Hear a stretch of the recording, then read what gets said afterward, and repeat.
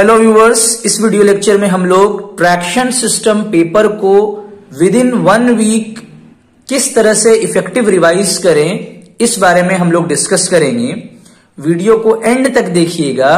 Video आपके आने वाले एग्जाम के लिए बहुत इफेक्टिव रहने वाली है। सबसे पहले चैप्टर नंबर 1 की अगर हम बात करें तो बहुत ही छोटा चैप्टर है। Qualities of ideal traction system को समझिए कि एक आइडियल ट्रैक्शन सिस्टम में क्या क्या क्वालिटीज होनी चाहिए। उसी के अकॉर्डिंग जो हमारे सिलेबस में 5 तरह के डिफरेंट टाइप के ट्रैक्शन सिस्टम हैं, like steam, diesel, diesel electric, battery and electric traction system, इनके एडवांटेज और डिसएडवांटेज को हम लोग स्टडी करेंगे as per ideal traction system. अगर वो आइडियल ट्रैक्शन सिस्टम से मैच कर रहा होगा तो वो एडवांटेज में आ जाएगा, अगर वो मैच नहीं करेगा तो वो डिसएडवांटेज में आ जाएगा। और इसमें भी जो 5 कैटेगरी है, मेरे हिसाब से सबसे ज्यादा इंपॉर्टेंट इलेक्ट्रिक ट्रैक्शन सिस्टम है, उसके बाद डीजल इलेक्ट्रिक, उसके बाद इसमें से भी थोड़ा थोड़ा आप लोग पढ़ ले तो बेहतर है, लेकिन इलेक्ट्रिक ट्रैक्शन सिस्टम और डीजल इलेक्ट्रिक को आपको जरूर पढ़ना है। इलेक्ट्रिक ट्रैक्शन सिस्टम 2 तरह का होता है, एसी और डीसी। इसके भी एडवांटेज डिसएडवांटेज आप लोग डिटेल में पढ़ लेंगे। उसके बाद इस चैप्टर का सबसे इंपॉर्टेंट जो टॉपिक है वो ट्रैक इलेक्ट्रिफिकेशन है। तो हमारे सिलेबस में टोटल 5 तरह का इलेक्ट्रिफिकेशन मेथड्स है। ट्रैक को इलेक्ट्रीफाई करने का तरीका है। एक डीसी इलेक्ट्रिफिकेशन है, एक single phase with low frequency, एक single phase with high frequency, एक 3 फेस लो फ्रीक्वेंसी। लेकिन हमारे एग्जाम पॉइंट ऑफ व्यू से सबसे ज्यादा इंपॉर्टेंट और प्रैक्टिकली भी ज्यादा यूज होने वाला कंपोजिट सिस्टम है, जिसमें हम लोग सिंगल फेस टू 3 फेस, जिसको हम लोग कैंडो सिस्टम भी कहते हैं, और सिंगल फेस टू डीसी, ये 2 एग्जाम में आने के चांसेस ज्यादा हैं। एक छोटा सा क्वेश्चन और बन सकता है चैप्टर नंबर 1 से कि मोनोरेल, मेट्रो और मैगलेव को आपस में कंपेयर कीजिए, एडवांटेज डिसएडवांटेज सब कुछ बताइए। तो ये अगर आप कुछ टॉपिक्स कुछ क्वेश्चंस कर रहे हैं तो चैप्टर नंबर 1 से आपका क्वेश्चन नहीं छूटेगा। चैप्टर नंबर 2 का नाम है मैकेनिक्स ऑफ ट्रेन मूवमेंट। ये चैप्टर भी बहुत आसान है। सबसे पहले आपको इस चैप्टर में स्पीड टाइम कर्व के बारे में पढ़ना है। स्पीड टाइम कर्व से रिलेटेड जो टर्म्स हैं, लाइक शेड्यूल्ड स्पीड क्या होता है, एवरेज स्पीड क्या होता है, एटसेट्रा, वो सबको थोड़ा आपको अच्छे से समझ लेना है। उसके बाद अर्बन, सब अर्बन और मेन लाइन सर्विसेज क्या होती है, आपस में क्या डिफरेंस है, इससे भी छोटा सा क्वेश्चन बन सकता है। उसके बाद 2 इंपॉर्टेंट क्वेश्चंस हैं कि आपको स्पीड टाइम कर्व को सिंप्लीफाई करना है कैलकुलेशन को इजी बनाने के लिए। तो उसमें एक ट्रेपेजोइडल है और एक क्वाड्रिलैटरल है।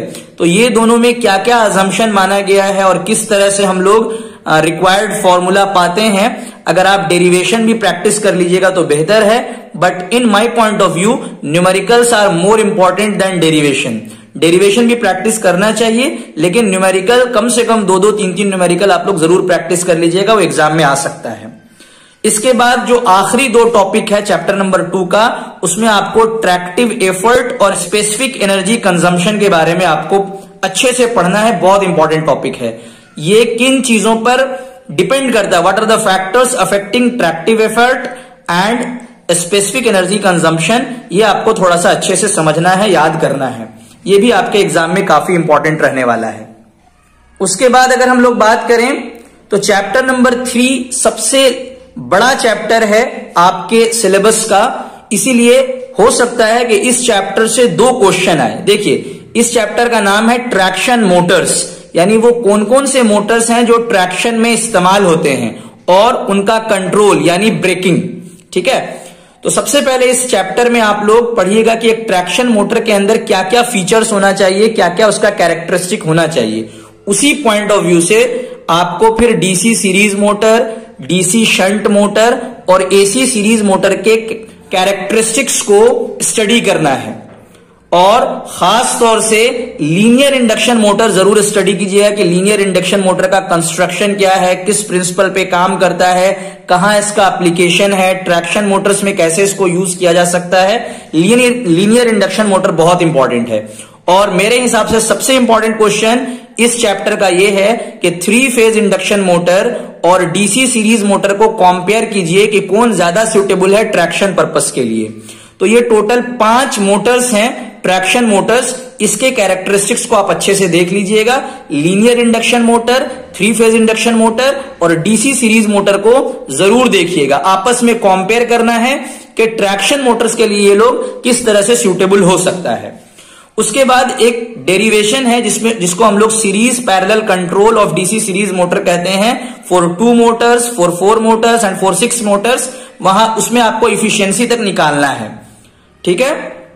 उसके बाद PWM यानी पल्स विड्थ मॉड्यूलेशन टेक्निक से हम लोग 3 फेज इंडक्शन मोटर के स्पीड को कैसे कंट्रोल कर सकते हैं, यह भी एक इंपॉर्टेंट क्वेश्चन आ सकता है।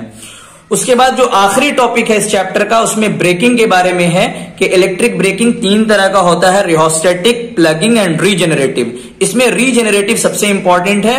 तो आपको अगर ये सारा टॉपिक आप पढ़ रहे हैं तो आपका चैप्टर नंबर 3 कंप्लीट हो जाएगा।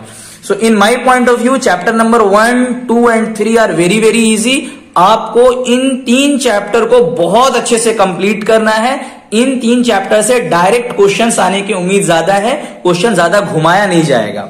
चौथे चैप्टर का नाम है electric locomotive and auxiliary equipment. तो सबसे पहले इस चैप्टर में आपको ये बात समझनी है कि एक लोकोमोटिव के मेन कंपोनेंट्स कौन से होते हैं और ऑक्सिलरी कंपोनेंट्स कौन से होते हैं।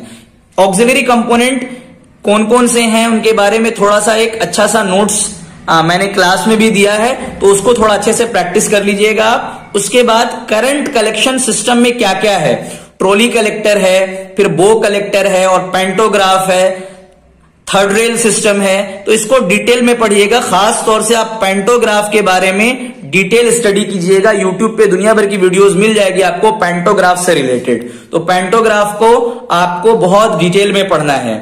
उसके बाद जो हमारी ट्रेन होती है, उसकी जो कोच होती है, उसमें वायरिंग कितने तरीके से किया जाता है उसके बारे में थोड़ा सा आप लोग पढ़ लीजिएगा।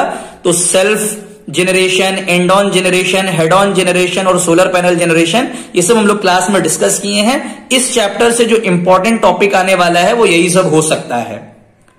उसके बाद अगर हम लोग बात करें चैप्टर नंबर 5 जो कि आखिरी चैप्टर है, उसका नाम है feeding and distribution system. Layout diagram explain कीजिए TSS का, यानी ट्रैक्शन सबस्टेशन का आपको लेआउट डायग्राम बनाना है और आपको बताना है, ये क्वेश्चन पूछा जाता है अक्सर कि TSS में यानी ट्रैक्शन सबस्टेशन में कंटिन्यूटी को मेंटेन करने के लिए क्या क्या नेसेसरी अरेंजमेंट किया जाता है कि कंटिन्यूटी मेंटेन रहे।